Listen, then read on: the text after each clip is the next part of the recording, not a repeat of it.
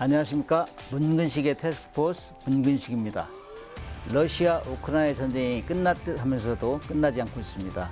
미국 트럼프 대통령이 종식을 시키겠다고 선언하며 우크라이나를 압박하고 반대로 러시아와는 협력의 제스를 취하고 있는데요. 러우 전쟁 전망과 함께 한반도 정세까지 짚어보겠습니다. 한국국방연구원 두진호 박사님 모셨습니다.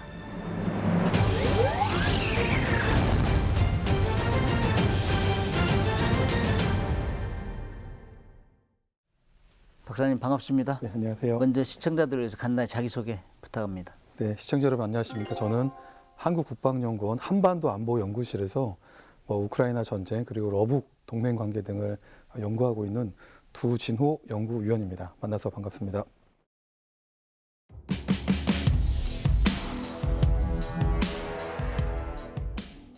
러시아 우크라이나 전쟁 하면은 사실 우리가 겪었던 전쟁보다 색다른 전쟁이 있잖아요. 근데 지금 트럼프 대통령이 내가 대통령 당선되면 24시간 내에 종식시키겠다 했는데 지금은 여러 가지 단계적으로 종식하겠다 이런 여러 가지가 나오는데 정말 휴전으로 갈 것 같아요? 아니면 종전으로 갈 것 같아요? 제가 판단할 때는 결론적으로 불완전한 정전 상태로 우선 일단락될 가능성이 커 보입니다. 우크라이나 입장에서도 그렇고 또 유럽연합에서도 지금 러시아에 대한 위협이 크기 때문에 불가역적인 종전이 가장 이상적인 모습인데 그렇게 될 가능성은 적어 보입니다. 그 이유는 이 전쟁을 둘러싼 이해 당사자들 간에 이해 당사자라고 하면 당장 러시아, 우크라이나 그리고 우크라이나를 도왔던 유럽연합과 북대서양 조약기구 등을 포함한 다양한 이해관계자들의 어떤 인식과 관점과 이해관계가 너무 다르기 때문에 이들이 생각하는 그런 종전에 관련된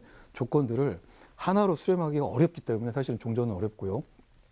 그런데 미국은 빨리 어떤 결과를 필요로 하고 있습니다. 그래서 정전 상태로 갈 가능성이 큰데요. 그 정전 상태는 과거에도 러시아, 우크라이나를 둘러싸고 있었습니다. 그게 2014년에 러시아의 크림병합 이후에 러시아와 이 도네츠크 공화국, 루안스크 공화국, 우크라이나 간의 사자 간에 체결이 되었던 민스크 협정 1. 이게 지켜지지 않죠. 정전 협정을 체결했지만 적대적인 교전 행위는 계속 벌어지고 있기 때문에 이제 독일, 프랑스가 나서서 좀 더 구속력 있게 체결했던 두 번째 협정이 일종의 노르망디 플랫폼을 활용한 민스크 협정 2였습니다. 그런데 협정 1, 2 모두가 실효적인 어떤 구속력을 발휘하지 않고 또 계속적으로 적대 행위가 벌어졌고 그 결과가 결국은 러시아, 우크라이나 침공으로 연결이 되었기 때문에 지금 만약 불완전한 정전 협정을 체결한다면 제가 생각할 때 이것은 민스크 협정 3의 그 이상도 그 이하도 아니기 때문에 완전한 평화 체제를 구축하기에는 여전히 한계가 있다 이렇게 좀 전망을 합니다. 아무리 노력해도 종전으로 가기는 어려울 것이다. 전쟁을 진행하다 보니까는 서로 이해관계가 아주 교묘하게 얽혀 있잖아요. 네. 미국이 갑자기 우크라이나를 지적하고 러시아를 후원하고 이런 상상도 할 수 없는 그렇습니다. 일이 벌어지기 때문에 우리가 볼 때는 이거 우크라이나를 잘못한 사람처럼 이렇게 취급해 버리니까 이건 어떻게 생각하세요? 이제 일각에서 예상했던 대로 일종의 트럼프 2기 출범 이후에 신세계가 연출이 되고 있습니다. 비단 그게 안보뿐만 아니고 우리가 상상할 수 없었던 미국의 대외 정책이 폭주하고 있는 그런 모습이고요. 그 모든 것들을 하나의 샷으로 이렇게 상징성 있게 보여줬던 샷이 지난 2월 28일에 젤렌스키 대통령이 이제 오벌 오피스에 간 겁니다.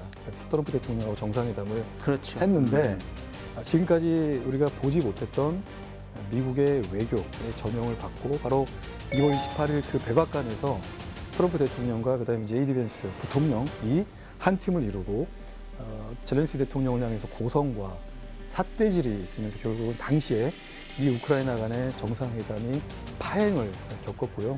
그것이 바로 미국의 대외 정책의 본 모습 그리고 앞으로 트럼프 2기가 보여줄 자유주의 국제 질서의 후퇴, 퇴행 그리고 신자유주의와 어떤 국제사회의 여러 가지 어려운 노력 끝에 만들어진 이 세계화의 종언을 고하는 모습이 아니었나 이렇게 생각합니다. 근데 러시아 자체도 지금 전쟁을 상당히 끝냈으면 좋겠다는 여론이 많이 있다 하는데 실제적으로 미국과 실제 협상에서 가능할까요? 이게 작용할 수 있어요? 이 상황에서 과연 이 전쟁을 바라보고 있는 러시아 국민들의 생각은 어떠할까? 객관적인 수치를 좀 말씀을 드리겠습니다. 먼저 푸틴 대통령의 지지율입니다. 푸틴 대통령의 지지율은 공고하게 85% 플러스 마이너스를 유지하고 있고요. 그 이해하는 거죠. 그리고 전쟁을 지지하는 러시아 국민들은 대략 한 77%에서 78%를 유지를 하고 있습니다.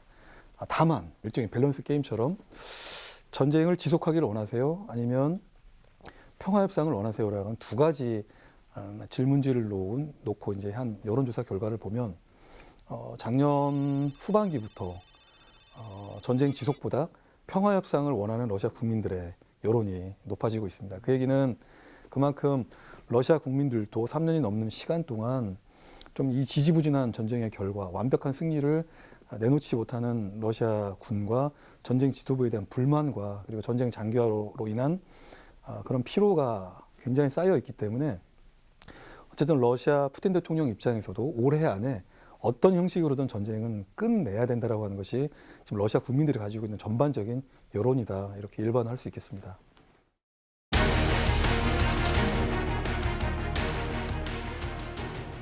우리가 누구도 예상했던 못한 것 중에 하나가 미국이 갑자기 광물 협상권을 들고 나왔어요. 그동안 뭐 지원해줬으니 이거라도 가져가겠다. 우리 한반도 우리가 일제 때 해방되고 나서 뭐 우리가 6.25 전쟁 끝나고 뭐 이런 시기에 우리도 어려웠잖아요. 서로가 자기 이권을 가져가려고. 근데 지금 그런 상황이 아닌가. 근데 이 배경이 뭐예요? 우크라이나에 이렇게 그 광물 협상권을 주장하는 게 뭐죠? 결론적으로 트럼프 대통령이 역시 정통 정치 엘리트 출신이 아니고, 엘리트 정치인 출신이 아니고 사실은 사업가 출신이다 보니까 이런 이해관계, 경제적 이해관계 굉장히 저는 밝은 사람이구나.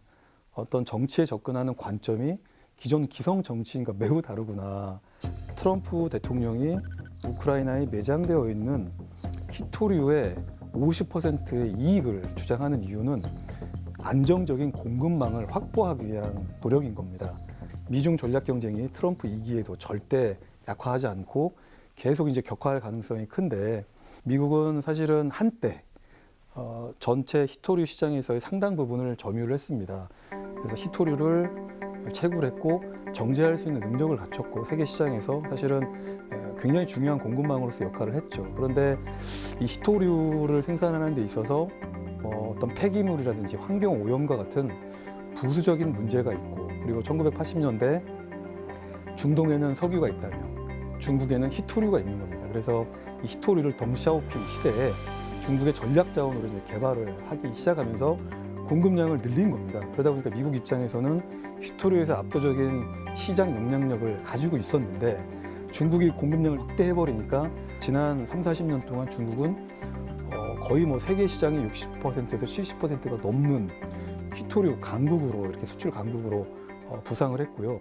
어떤 자료에 보면 90% 이상이라고 네, 하는 그렇습니다. 데도 있고 그래요. 그래서 더군다나 그 기간 동안에 이 공급망을 구축을 했고 히토류를 가지고 다른 나라의 영향력을 행사할 수 있는 일종의 자원의 무기화까지 능력까지 갖췄기 때문에 미국 입장에서는 미중 전략 경쟁 그리고 핵심적인 기술 경쟁에서 중국의 우위를 달성하기 위해서는 다시 히토류가 필요한 겁니다. 그래서 원소 번호의 57번부터 71번까지 행되는 란타넴 계열의 15개 원소 번호, 그리고 21번과 39번, 뭐 스칸디움, 이트륨과 같은 것들을 우크라이나에 매장이 되어 있다 보니까 조 바이든 행정부 시절에 트럼프 대통령은 최소 700조, 한국 돈으로 700조 이상을 미국이 지원을 했기 때문에 그것을 갚아라. 그런데 그것은 우크라이나에 있는 히토류를 포함한 뭐 가스라든지 원유의 생산을 통해서 얻게 되는 수익금을 공동 기금을 조성해서 그 기금을 이제 미국이 이렇게 좀 가져가겠다는 논리입니다. 쉽게 말하면 전쟁을 상당히 지원해 주는데 공짜는 없다 그거잖아요. 네, 공짜도 없고 무임승차도 있을 수 없다는 공짜는 겁니다. 없다. 이제 내놔라. 그러니까 힘이 없으면은 어쩔 수 없다는 결론인데 그렇게 되면 중국도 가만히 있지 않을 것 같은데 또 그렇죠. 히토류 뭐 그거 가지고 세계를 쥐락펴락했는데 중국도 또 어떻게 나오겠어요? 중국도. 이제 미국은 어쨌든 히토류에 대한 과거의 영광을 재건시켜서 공급망을 재편하기 위한 이런 노력들을 본격화하는 것을 뭐 중국이 당연히 알고 있을 거고요. 그러나 미국의 그런 노력들이 아무리 속도가 빨라도 이미 지난 40년 동안에 중국이 최혜선 히토류 시장에서 말씀하신 대로 90% 이상까지도 최대치 이렇게 구축을 했기 때문에 당장 미국의 공급망을 따라잡기는 어려워 보이는 부분이 있겠습니다.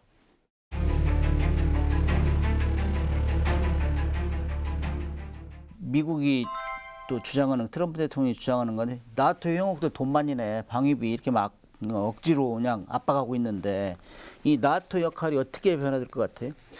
일단 확실히 북대서양 조약기구는 이제 미국 없는 동맹은 결국은 지난 2차 세계대전 이후에 미국이 구축해왔던 대서양 동맹의 근본적인 변화를 의미하는 것입니다. 그래서 이미 뭐 유럽연합 차원에서는 종전 이후에도 존재할 걸 예상이 되는 러시아 위협에 대비해서 자강 노력을 활성화하고 있습니다. 그래서 당장 EU 집행부에서는 2030 미래 대비태세라고 하는 계획을 발표를 했고, 그리고 천문학적인 액수를 쏟아 부어서 향후 30년간 유럽의 재무장을 추진한다는 것입니다. 그래서 국방력도 강화시키고, 그리고 이제 방위산업도 재건을 하고, 그래서 이 두 가지를 통해서 러시아 위협에 대비한다, 그리고 미국 없는 동맹에 대비한다는 겁니다. 그러니까 미국 없는 나토 새로 탄생할 것이고, 그렇게 되면은 사실 나토의 방위 체제나 모든 것이 변하면서 그 중에 하나가 이제